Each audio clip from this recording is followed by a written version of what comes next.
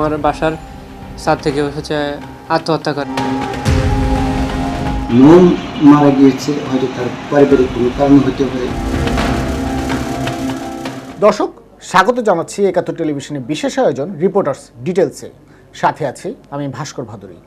আজকেই আমরা কথা বলবো রাজধানীর স্বনামধন্য শিক্ষা প্রতিষ্ঠান সিদ্ধেশ্বরী উচ্চ বালিকা বিদ্যালয়ের বিষয়ে, যে বিদ্যালয়ে শিক্ষিকাদের প্রতি নানান ধরনের অত্যাচার এবং নিপীড়নের তথ্য আমরা জানতে পেরেছি। আমাদের সহকর্মী সবুজ মাহমুদ তুলে নিয়ে এসেছেন তার প্রতিবেদনে। তার পাশাপাশি রয়েছে সেখানে উন্নয়ন তহবিলের নামে টাকার লোপাট, এমনকি যে শিক্ষার্থী রয়েছেন সেই শিক্ষার্থীর আত্মহত্যা করার মতো ঘটনাও প্রতিবেদনে কিন্তু উঠে এসেছে। আমাদের সহকর্মীর মাধ্যমে পুরো বিষয়টি আমরা জানব, কি, কেন এবং কিভাবে এইসব অনিয়মের আক্রায় পরিণত হয়েছে সিদ্ধেশ্বরী উচ্চ বালিকা বিদ্যালয়। সবুজ মাহমুদ, আপনার দীর্ঘ প্রতিবেদনটি আমরা দেখলাম। প্রথমে যদি আমরা বলি যে বাংলাদেশের রাজধানী ঢাকায় একটি স্বনামধন্য স্কুল, সেই স্কুলের শিক্ষিকারা মাতৃত্বকালীন ছুটি পাচ্ছে মাত্র 1 মাস, এটা কিভাবে সম্ভব? আপনি যদি আমার উদ্দেশ্যে এবং দর্শকদের উদ্দেশ্যে একটু বলেন। ধন্যবাদ ভাস্কর, আপনি আমার রিপোর্টটাকে পিক করেছেন এই জন্য। আসলে আমি যে রিপোর্টটি করেছি এই রিপোর্টটির বিষয়ে তথ্য আসে আরও কয়েক মাস আগে আমার কাছে। আমি যখন ইনিশিয়াল তথ্যগুলো শিক্ষকদের কাছ থেকেই পাই, পরে যখন আমি আরও ডিটেল অনুসন্ধানে গেলাম দেখলাম যে এই স্কুলের মধ্যে আরও অনেক ধরনের অসঙ্গতি আছে। তো এই রিপোর্ট করতে গিয়ে সবচেয়ে যেই বিষয়টি আমার সবচেয়ে বেশি উল্লেখযোগ্য মনে হয়েছে সেটি হচ্ছে এখানে শিক্ষিকাদের সংখ্যা বেশি, এবং এই দুটো ভার্সন আছে, বাংলা ভার্সন এবং ইংলিশ ভার্সন, এবং ইংলিশ ভার্সন এবং বাংলা ভার্সন দুইটায় মিলিয়ে শিক্ষিকাদের সংখ্যা বেশি, কিন্তু শিক্ষিকারা মাতৃত্বকালীন যে ছুটিটা সেটি পায় মাত্র 1 মাস। কোনো কোনো ক্ষেত্রে যদি কেউ বেশি রিকোয়েস্ট বা তদবির করাতে পারে তাহলে তার ক্ষেত্রে সর্বোচ্চ 2 মাস হতে পারে। কিন্তু সরকারি যে বিধান আছে মাতৃত্বকালীন ছুটি সরকারি এবং বেসরকারি প্রতিষ্ঠানগুলোতে করার কথা, সেখানে কিন্তু 6 মাসের বিধান আছে। সেই বিধান লঙ্ঘন করে এখানে স্কুলগুলোতে মাতৃত্বকালীন ছুটি বাধ্যতামূলকভাবে তাদেরকে সর্বোচ্চ 2 মাস দেওয়া হয়। এবং এই বিষয় নিয়ে যখন আমি কর্তৃপক্ষের সাথে কথা বলেছি, তারা বলেছে যে এটা দীর্ঘদিন ধরে এই স্কুলে এভাবেই রীতি চলে আসতেছে, যার কারণে এইটা পরিবর্তন করা সম্ভব হয় নাই বা পরিবর্তন করা যাচ্ছে না। তবে তারা নিজেরাও স্বীকার করেছে যে এটা আসলে 6 মাস হওয়া উচিত। কিন্তু শিক্ষিকারা যারা ওই স্কুলে, আপনি জানেন যে দীর্ঘদিন শিক্ষকতা করলে এর মাঝখানে মাতৃত্বকালীন যে অভিজ্ঞতা তার সম্মুখীন হন, এবং তখন তারা গিয়ে এই ধরনের বিড়ম্বনার শিকার হন, এবং একজন গর্ভবতী নারী বা শিক্ষিকা তিনি এই অবস্থায় বাচ্চাদেরকে এই স্কুলে শিক্ষা দান করতে হয় তাদের। খোদ রাজধানীতে এরকম নিয়ম হয়ে যেখানে দাঁড়িয়েছে, এই শিক্ষা প্রতিষ্ঠান এভাবেই চলছে, কেউ কিছু বলছে না, প্রতিবাদ বা কোনো অভিযোগ কোনো কিছু দেওয়া হয়নি ঢাকা শিক্ষা বোর্ডে? খুব ইন্টারেস্টিং একটা প্রশ্ন করেছেন। এই স্কুলটি গত 20-22 বছরের ইতিহাস বা তথ্য ঘেটে আমি দেখেছি এখানে কোনো নির্বাচন হয়নি। এই স্কুলটি পরিচালনা হয়েছে অনির্বাচিতভাবে, যে কোনো একজন সিলেকশনে তাকে সভাপতি বানিয়েছে, এবং যেটা স্কুলের রীতি আছে যে অভিভাবক সদস্যবৃন্দদেরকে নির্বাচিত করতে হয় অভিভাবকদের ভোটে, সেই বিষয়টি কিন্তু এখানে হয়নি, যার ফলে এখানে একটি একনায়কতন্ত্র তৈরি হয়েছে। এবং যারা এই বিদ্যালয় পরিচালনা করেছে, প্রধান শিক্ষক হিসেবে ছিল অথবা যারা এখানে সভাপতিত্ব করেছে, তারা কিন্তু একটি নিজেদের আধিপত্য বিস্তার এবং নিজেদের মন গড়া হিসাবে প্রতিষ্ঠানটি চালিয়েছে। অথচ দেখেন রাজধানীর এই সিদ্ধেশ্বরী উচ্চ বালিকা বিদ্যালয়ের কিন্তু একটি দীর্ঘ ঐতিহ্যবাহী প্রতিষ্ঠান, এবং এখানে ভালো ফলাফল করার একটি দীর্ঘ রেকর্ড আছে, এবং এখানকার অনেক শিক্ষার্থী এখান থেকে পাশ করে যে ভালো ভালো অবস্থানে আছে বলে আমরা জেনেছি।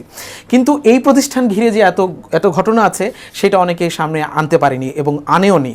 আপনি দেখেছেন নিশ্চয়ই আমার রিপোর্টে ইসলাম ময়না নামে একজন ছিলেন, যিনি গত 16 বছর ধরে এই প্রতিষ্ঠানের সভাপতির দায়িত্ব পালন করেছেন, এবং ওনার রিকোয়ারমেন্টে যেই শিক্ষকরা ওনাকে খুশি করতে পেরেছে বা কোনোভাবে টাকা পয়সা যেভাবে হোক তারা এখানে নিয়োগ পেয়েছে, এবং নিয়োগের ক্ষেত্রেও ব্যাপক অনিয়মের তথ্য আমরা পেয়েছি।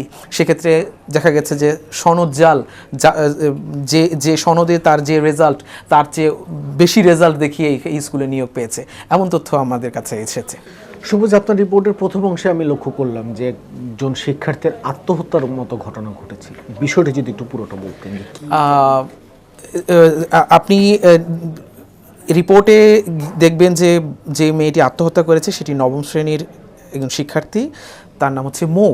সে 9ম শ্রেণীতে থেকে 10ম শ্রেণীতে পরীক্ষা দিচ্ছিলেন, বার্ষিক পরীক্ষা। সেই বার্ষিক পরীক্ষার একটি পরীক্ষায় সে প্রশ্নে হচ্ছে দাগ দিচ্ছিল পরীক্ষার হলে, কিন্তু প্রশ্নে দাগ দেওয়া খুব একটি কমন বিষয়। তো একজন শিক্ষার্থী একটি ভুল করে যখন করেছে তখন তার খাতাটা ওই স্কুলের শিক্ষিকা, তার নাম হচ্ছে আখি, সেই শিক্ষিকা এই খাতাটা কেড়ে নেয় এবং পরবর্তীতে সে এই ছাত্রীকে বাসায় চলে যেতে বলে এবং বাসায় পর্যন্ত সে চলেও যায়, তার বাসাটা স্কুলের নিকটেই ছিল এবং বাসা থেকে গিয়ে গার্ডিয়ান নিয়ে এসে আবারও সেই পরীক্ষা চলাকালীন সময় স্কুলে আসে।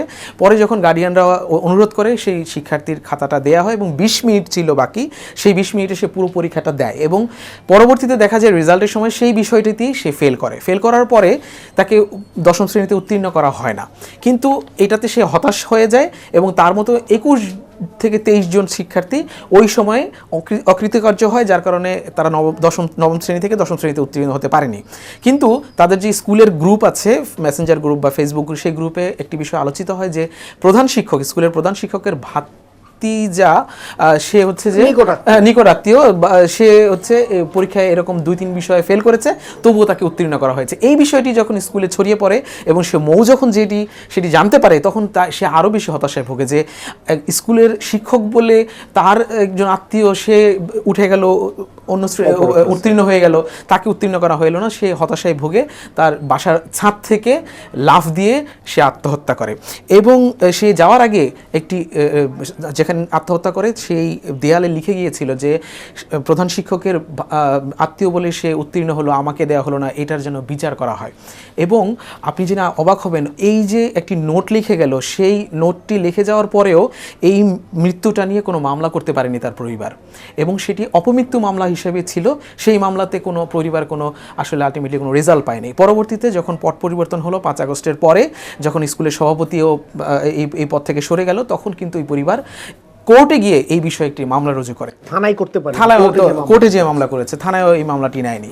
এবং সেখানে যেহেতু এখানে কিন্তু সহকারী প্রধান শিক্ষক যে দেলুয়ার, তার কথাটি বলে গিয়েছিল ওই মারার আগে, কিন্তু সে যেহেতু প্রধান শিক্ষক লিখেছে, আসলে একজন বাচ্চা তো আসলে সহকারী প্রধান শিক্ষককে প্রধান শিক্ষক হিসাবেই জানে, স্টুডেন্ট হিসেবে আমরা তাই বলতে। হ্যাঁ, কিন্তু সে আসলে প্রধান শিক্ষক লিখে যাওয়ার কারণে দেলুয়ারকে কিন্তু মামলার আসামি করতে পারেনি, কারণ কোর্ট বলছে যে যেহেতু সে প্রধান শিক্ষক হিসাবে লিখে গিয়েছে, সেহেতু ওই প্রধান শিক্ষক শাহাবুদ্দিনের নামেই মামলাটা হয়েছে। কিন্তু হয়তো যদি এই বিষয়ে আরও বিস্তারিত তথ্য নিয়ে বা মামলার বিষয়ে যদি পিবিআইকে তদন্ত ভার দেওয়া হয়, পিবিআই যদি এই বিষয়ে ডিটেল অনুসন্ধান করে, তাহলে আসলে এই মামলার সাথে বা এই বিষয়ে যে ভারপ্রাপ্ত প্রধান শিক্ষক এখন বর্তমান যিনি আছেন, যিনি সহকারী প্রধান শিক্ষক ছিলেন, তিনিও বিষয়টাতে দায়ী করা হয়েছিল এবং তার প্রমাণ হচ্ছে শিক্ষা বোর্ড এই বিষয়ে সাথে সাথে একটি তদন্ত করেছিল এবং তখন যেই খাতাটা কেড়ে নিয়েছিল যে শিক্ষিকা আখি এবং দেলুয়ার হোসেন, যিনি এখন ভারপ্রাপ্ত প্রধান শিক্ষক আছেন, দুজনকেই দোষী সাব্যস্ত করা হয়েছিল। দেলুয়ার হোসেন এখন ভারপ্রাপ্ত প্রধান শিক্ষক হিসেবে, তার মানে কি তার পদোন্নতি হয়েছে? এই ঘটনার পরেও তার বিরুদ্ধে দেখেন এত অভিযোগ এবং ইংলিশ ভার্সনের শিক্ষিকারা বলছেন যে তাদের সাথে একটা বৈষম্য করা হচ্ছে, কারণ প্রধান শিক্ষকের দায়িত্ব পাওয়ার পরে উনি আসলে একটি বেপরোয়া হয়ে গেছেন এবং স্কুলের অভিভাবকরাও বলছেন যে এখানে ইংলিশ ভার্সনের সাথে একটি বৈষম্য করা এবং ইংলিশ ভার্সনকে আলাদা করে উনি চিন্তাভাবনা করছেন, যার কারণে ইংলিশ ভার্সনের শিক্ষার্থীদের এবং শিক্ষকদের প্রতি তিনি বৈষম্য করছেন। কোনো ক্ষেত্রে তাদেরকে ওইখান থেকে সরাই দিচ্ছেন, কোনো একটা ভালো দায়িত্ব দিচ্ছেন না। স্কুলে অনেক নিয়োগ পরীক্ষার ডিউটি পড়ে, ইংলিশ ভার্সনের শিক্ষকদেরকে সেই দায়িত্ব দিচ্ছেন না। এর কারণ হিসাবে আমি অনুসন্ধান করে যেটা জেনেছি যে ইংলিশ ভার্সনের শিক্ষার্থীরা তুলনামূলকভাবে বাংলা ভার্সনের চেয়ে অনেক ভালো রেজাল্ট করে, স্কলারশিপে এগিয়ে আছে, এসএসসির যে ফাইনাল রেজাল্ট সেখানেও এগিয়ে আছে, যার কারণে ইংলিশ ভার্সনের প্রতি অনেকটা ঈর্ষান্বিত হয়ে এই কাজগুলো করছে বলে শিক্ষার্থীরা আমাদেরকে এবং অভিভাবকরাও তাই বলেছে। আর কি শিক্ষক নিজেই শিক্ষার্থীদের বিরুদ্ধে যে ঈর্ষান্বিত হচ্ছে, কারণ যিনি এখন প্রধান শিক্ষকের দায়িত্বে আছেন, তিনি আসলে বাংলা ভার্সনের শিক্ষক এবং ইংলিশ ভার্সন 2014 সালে এই স্কুলে চালু হয়, কিন্তু 14 সালে এসে এখন বাংলা ভার্সনের চেয়ে ইংলিশ ভার্সনের ফলাফল এবং ছাত্রছাত্রীর সংখ্যা সব দিক থেকে এগিয়ে আছে, যার কারণে ইংলিশ ভার্সনের যে এত এগিয়ে আছে সেই দিক থেকে ইংলিশ ভার্সনের যে শিক্ষকরা আছেন এবং যিনি প্রধান শিক্ষক আছেন, তিনি আসলে বিমাতা সুলভ একটি আচরণ করছেন ইংলিশ ভার্সনের সাথে। আরও একটি বিষয় দেখলাম যে উন্নয়ন ফি বাংলাদেশের প্রায় প্রত্যেকটি শিক্ষা প্রতিষ্ঠানে, সেটা সরকারি বেসরকারি, বিশেষ করে বেসরকারি শিক্ষা প্রতিষ্ঠানে উন্নয়ন ফি এক ধরনের বোঝা অভিভাবকদের প্রতি। সেই উন্নয়ন ফির অর্থলোপাতের ঘটনাও আপনার রিপোর্টে দেখলাম, পুরো বিষয়টি যদি একটু বলেন। আমি এই স্কুলের যে ব্যয় খাতা হিসাব বই, সেটা আমি আমার সোর্সের মাধ্যমে এটা সংগ্রহ করতে পেরেছিলাম। এবং আমি গত 2-3 বছরের হিসাব বিশ্লেষণ করে দেখেছি যে এখানে 2024 বা 25 এই বছরগুলোতে উন্নয়নের নামে ব্যাপক টাকা উঠানো হয়েছে, কিন্তু উন্নয়নের কোনো ব্যাখ্যা নাই। শুধু উন্নয়ন, কি উন্নয়ন করা হয়েছে সেটার কোনো ডিটেল ব্যাখ্যা এখানে দেওয়া হয়নি, এবং সেটি খুব বড় অঙ্কের, 10 লাখ টাকা, 20 লাখ টাকা, 25 লাখ টাকাও বিভিন্ন সময় উল্লেখ করা হয়েছে। এবং আমি এটা দেখিয়েছি যে এখানে যে বার্ষিক মিলাদ মাহফিল হয় এবং শিক্ষার্থীদের যে বনভোজন হয় বা পিকনিক হয়, সেই পিকনিকের টাকা কিন্তু শিক্ষার্থীদের কাছ থেকেই নেওয়া হয়, চাঁদা হিসেবে নেওয়া হয়, কিন্তু বিদ্যালয়ের খাত থেকেও আবার সেই টাকা উত্তোলন করা হয়েছে। এখানে কিন্তু একটা ব্যাপক অনিয়ম বা দুর্নীতির অভিযোগ করছেন শিক্ষার্থী এবং অভিভাবকরা, এবং সেটা হয়েছেও আমরা তার প্রমাণও এই খাতাগুলো বিশ্লেষণ করলে দেখতে পাই। একটা স্কুল নিয়ে আসলে কত ধরনের দুর্নীতি করা যায় সেই সব কিছুই এই স্কুলের দিকে তাকালে দেখা যায়। সবুজ, আবারও যদি আমরা প্রথম বিষয়টাই ফিরে যাই যে শিক্ষিকাদের মাতৃত্বকালীন ছুটি 1 মাস, আপনার প্রতিবেদন তৈরি করার সময় আপনি যখন প্রধান শিক্ষক অথবা ভারপ্রাপ্ত প্রধান শিক্ষকের সাথে কথা বলছিলেন, তারা কি বলেছে? এটা কি উন্নয়ন করার কোনো ব্যবস্থা বা পরিবর্তন করার কোনো চিন্তা তারা করছেন কিনা? তারা নিজেরাও দাবি করেছেন যে এই ছুটিটা আসলে 6 মাস হওয়া উচিত, কিন্তু উচিত বলে কেন এটা করা হচ্ছে না সেটা আসলে প্রশ্নের বিষয়। কারা কেন করতে দিচ্ছে না বা এটা বাস্তবায়নের সমস্যাটা কি? কারণ অন্যান্য স্কুলগুলোতে কিন্তু এই ধরনের সমস্যার কথা আমরা জানি, সারা দেশে অন্য প্রতিষ্ঠানগুলোতে এই ধরনের নজির নেই। যে এখন কিন্তু সবগুলো প্রতিষ্ঠানে মাতৃত্বকালীন ছুটিটাকে খুবই গুরুত্ব দেওয়া হয়, এবং শিক্ষিকাদের ক্ষেত্রে এই বিষয়টা আরও চ্যালেঞ্জিং। কারণ এখানে শিক্ষিকাদের এখানে অনেকগুলো কি বলে তালা উঠে ক্লাসে যেতে হয়, অনেক সময় সিঁড়ি ভেঙে উঠতে হয়, খুবই বিষয়গুলো খুবই রিস্কি। তো তারা নিজেরাও দাবি করেছেন বা চাচ্ছেন যেন এটা 6 মাস হয়, কিন্তু বাস্তবায়ন তো নেই।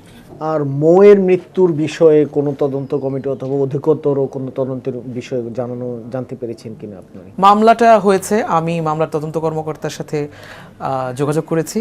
তারা বলেছে যে তারা রিপোর্টটি দিয়ে দিয়েছে অলরেডি, যদিও আমি রিপোর্টটি এখনও কালেক্ট করিনি। হয়তো এই রিপোর্টটি যদি আমি পাই, এটি বিশ্লেষণ করে আমি হয়তো পরবর্তীতে আরও একটি ফলো আপ করব। অনেক ধন্যবাদ আপনাকে সবুজ। দর্শক শুনছিলেন যে খোদ রাজধানীতে একটি নামি দামি শিক্ষা প্রতিষ্ঠান, সেই নামি দামি শিক্ষা প্রতিষ্ঠানে অনিয়মের কেমন তুগলকি কাণ্ড ঘটে চলেছে এবং ঘটছে। এসব বিষয় আমাদের প্রতিবেদনের মাধ্যমে অথবা এই অনুষ্ঠানের মাধ্যমে যদি সংশ্লিষ্ট কর্তা ব্যক্তিরা কেউ দেখে থাকেন, তাহলে দ্রুততম সময়ে পদক্ষেপ নেবেন, এমনটি আমরা আশা করছি। আগামীতে রিপোর্টার্স ডিটেলসের নতুন কোনো পর্ব নিয়ে আপনাদের সামনে হাজির হব আমি, ভাস্কর ভাদুরী। ততক্ষণ পর্যন্ত সকলের প্রতি শুভেচ্ছা।